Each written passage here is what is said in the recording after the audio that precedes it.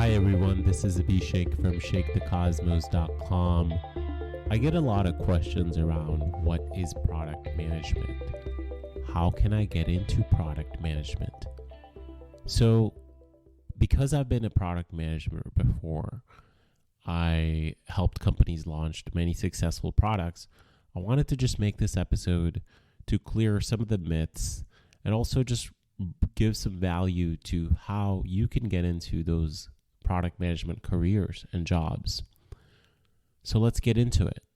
And if you haven't already subscribed to this episode and this podcast, now is a great time. So hit the follow or subscribe button.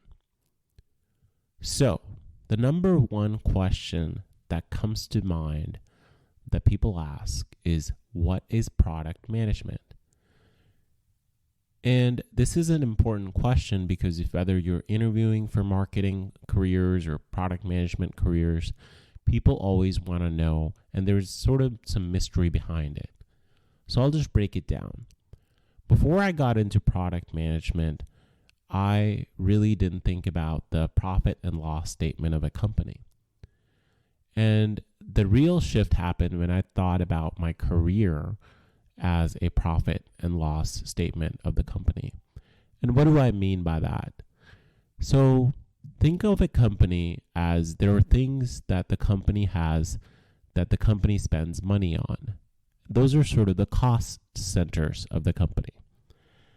And then there are things that the company gets money from. Those are revenue centers of the company.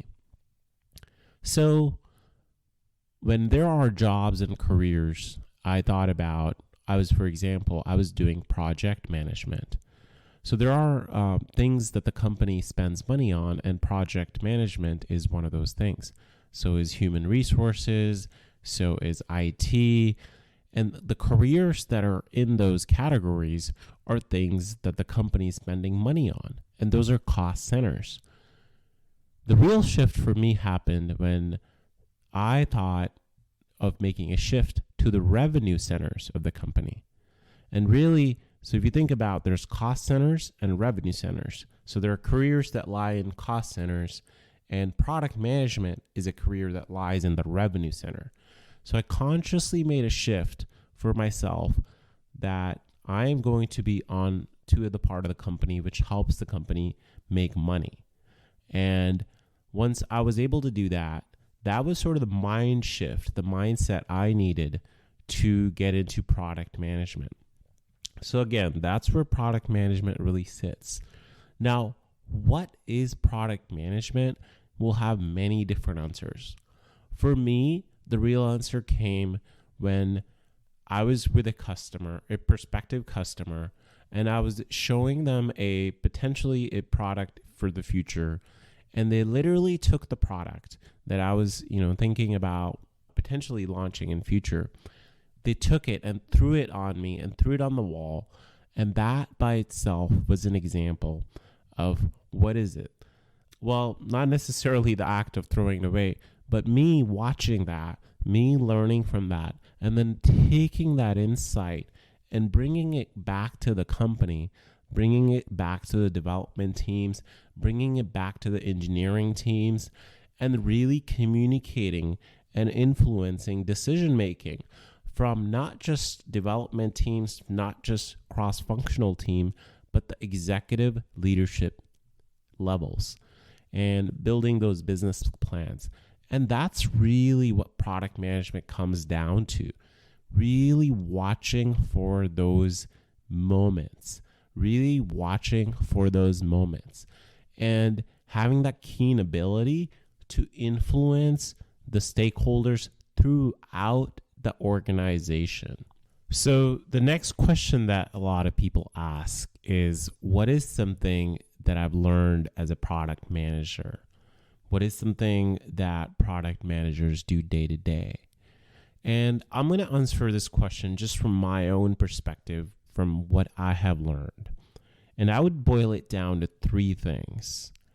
So the number one thing that product managers really, for me, that became important, this concept of having a relationship currency. And what is that? So relationship currency is, so for me, when I joined a new company, I barely had any relationship currency. The only person I really knew was my boss.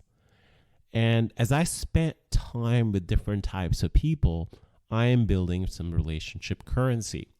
So if you think about a career in product management and you're trying to get stuff done, in my case, for example, nobody reported to me, but I had to launch this multi-million dollar product over a year and a half, and I had to make over 20 to 30, almost half of the organization get their support to help with this product.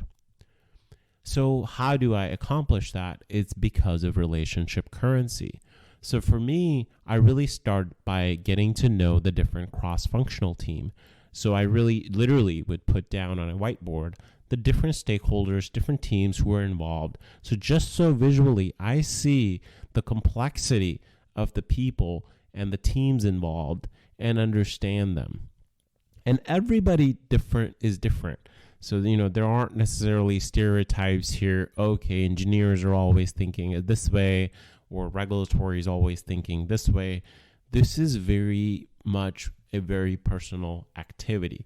So you want to put down what is something, who's all involved, understand all the stakeholders, and then you really take basic steps. I mean, for me, I was lucky where I had an opportunity to organize a large meeting where I invited a lot of people and from this group, and did it like a sort of a test session with them.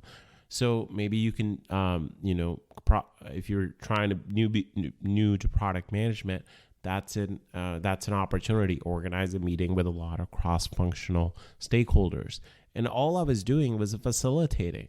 But as a young product manager facilitating, I was building something called cross-functional influence. I was building relationship currency. And at the same time, I can't emphasize enough for genuinely just caring about people.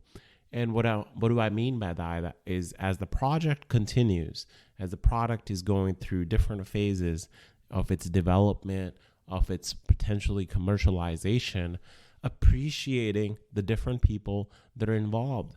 So for example, in my case, with the team, I organized essentially an outing for the team, several outings for the team, also rewarded people through different incentives as the different phases of the project. So really keeping a keen eye for really those champions, really those people that are helping you accomplish those critical things, and then also celebrating as a team is important. So that's number one, relationship currency. What's number two? So number two is data. Data matters. So one of the things product managers' pet peeves is we'll be sitting in a meeting and then someone will throw out an idea saying, why don't we make this blue color? And then all of a sudden that starts a discussion. It's just, I call it a squirrel. It starts a discussion of where you're going down a rabbit hole, why it should be blue, why should it not be blue, should we do more research, what is the thing?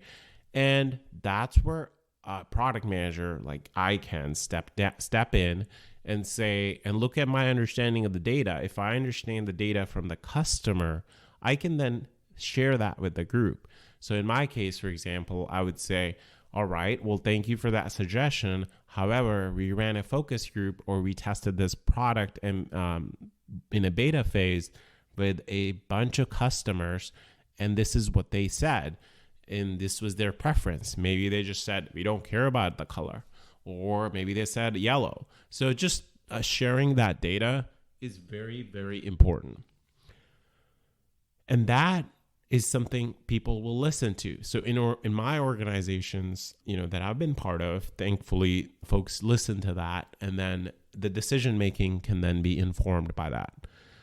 So data matters, number two. Number three is business model.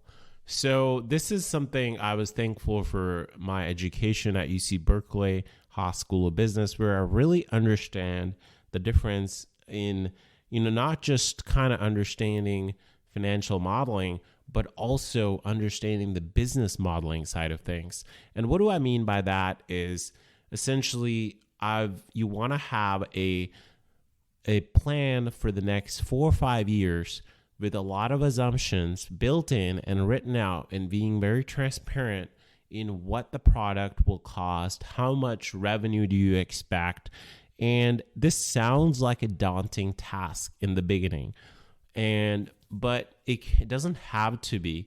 In the sense, what you can do is you can start with a budget that you may have created for initially creating the product, and start with that and just understand what the different categories are. And one resource that I would mention that's really helped me was Steve Haines' Product Management Reference Guide. And that's something that kind of builds it out, and there's a lot of detail in there. But if you're new to product management, I would highly recommend that book.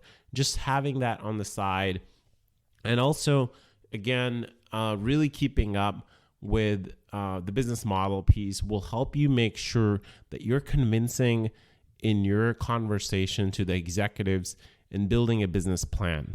So those were the 3 questions which I felt were critical to just getting into product management and explaining what is product management. Again, there is an ebook that I have that it breaks down the secrets of product management, that the link to it is in the shakethecosmos.com.